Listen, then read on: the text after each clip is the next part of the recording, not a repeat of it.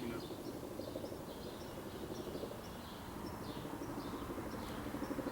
Man, that gun feels good. That's a 16 gauge. Oh man, this thing brings back a lot of memories of my dad. This was his gun, and boy does he have a story of how he got it. I'll tell it to you real quick here, but this is going to be an entry into my favorite old gun that Firearm Pop is putting on because of his 2,000th subscriber. And so Firearm Pop, this is a good gun, and what makes it the best gun is it's mine. But my dad, who was Charles, when he was a little kid, he was 13 years old, and his dad came in from the field plowing all day one day, laid down in bed, and never woke up. He died because of a brain aneurysm, leaving my grandmother and my dad and his two older brothers, you know, on their own. And they had about a 150-acre farm. So in order to make some money, during dove season there in Texas, my grandmother decided that she'd put an ad in the paper that businessmen from Dallas could come out and they'd have a fully catered dove hunt where my dad and his brothers would take care of those men in every way. They'd take them out to the field, they'd clean all their doves at the end of the day, put them on ice so that they could take them home. And so as a gift at the end of the season, one of those businessmen, and I don't know his name or who he was, just handed this gun to my dad with 2 boxes of shells and said, "Here you go. I really appreciate everything y'all have done, and this has been a good gun for me, and I want you to have it." And so he gave it to my dad. My dad was 15 at the time, and so if he was still alive, he'd be 74 right now. So almost 60 years since he got it given to him. But I think at that point it was probably 10 years old at least, so it's probably 70 years old. But let's look at this gun. We'll lay it down here, and I know that the Shermandale on YouTube, he's one of my subscribers, and I subscribe to him. I also had a very similar gun, and he described a similar story where his dad passed it down to him. So this is a lot like yours, Dale,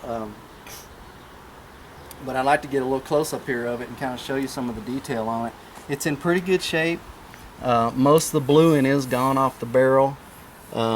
But you can see the stock, I believe, at one point was cut down about a 1/2 inch, and maybe that guy did it for my dad when he was, because he was a young teen, and you know, he didn't want it to be too long on him. The gun that has some weight to it, have some heft. These models like this have a lot of metal in them, and I believe they were actually developed for World War II. But this one, when in the 12 gauge, but in the 16 gauge, it was strictly for you know, civilian use. And I wanted to show you here on the side, it has little scenes. This is a pheasant. You can just see his head here and some grass. He's running along, but it's completely wore off right here, and that's from my dad keeping his finger up off the trigger and teaching us boys when I was growing up, never put your finger on that trigger while you're walking around dove hunting, and it wore it completely off right here. But what a memory, you know. The gun all works. It's a, you know, if you don't know about these type of guns, it's a semi-automatic. It's like all the Brownings, and it still fires. I can still go shoot rounds through this. I'm trying to remember, but I think it holds about 6 in its magazine here. But another old story is my dad would always forget on dove season to put his plug back in here to keep it down to 3, which is the law there in Texas, or probably anywhere you hunt dove. You can only have 2 shells in here and 1 in the chamber. So he had to put about a 6-inch dowel rod in here, and I remember him many times going over to a tree and whipping out his pocket knife and carving a little dowel rod that was exact right length. He just knew it, how long it needed to be by looking, and he'd drop it down in here so that he could only get 2 shells in, because if the game warden catches you and you put more than 2 shells in that magazine, you're going to get a ticket. But let's keep going down this thing. The barrel was not ribbed, but it had a ribbed receiver right here on top for the rear sight. Basically, there's a rib looking down it, and if you look down that, you can probably see that front bead on the poly choke down here I'm about to explain. Let's take a look at that poly choke. Actually, this has a little story behind it too. My parents, when they were young and had gotten married, I believe it was on their 5th wedding anniversary, my mom snuck this gun out, got it to a gunsmith, and they added this poly choke, and it actually says poly choke on it. It's made in Hartford, Connecticut, and it'll go everywhere from what they call extra full choke all the way around to improved cylinder right here. And that's wide, so you can get a wide pattern when you're shooting something like quail and they're popping up and you don't want to put a lot of lead in them.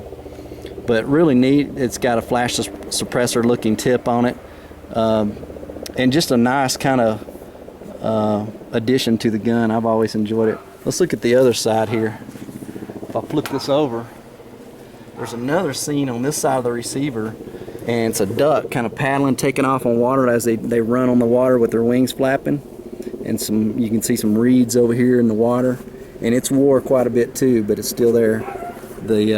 As you can see, the stock's still in pretty good shape. It is oil stained a little bit from all the oiling that my dad did. I mean, he always kept an oil rag, you know, handy, and he was wiping this thing down when we get through hunting, and just taught me great gun care.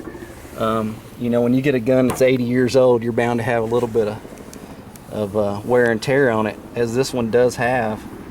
But you know, we buy guns to use them in this family, and this gun still shoots. I know it's been to the gunsmith once to have something in the trigger assembly fixed. I was little when it happened. I don't remember what it was, but got where it wouldn't fire, so the trigger has been repaired on it once.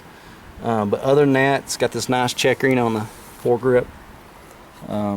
All looks great. It's a mahogany look to it. I don't know what kind of wood it is, but it just looks great. But anyway, that's my entry firearm pop into your 2,000th subscriber contest. And well, I sure hope y'all enjoyed this video. I enjoyed showing you this and telling you the story about my dad. I was going to say one other thing, and I wrote this on Shermandale's site there. I've seen my dad take this gun and fire 3 consecutive rounds and drop 3 consecutive doves in a row. And you know, when you start shooting the first dove, the other 2 really do juke around a lot, but he could get them every time. And it's just amazing how accurate he was with the 16 gauge. Some people call these sweet 16s. It doesn't say that on this one, so I don't think it was part of that production run. It's older now, I believe. But that's a nice gun. This is Clay with Texas Know How. See y'all next time.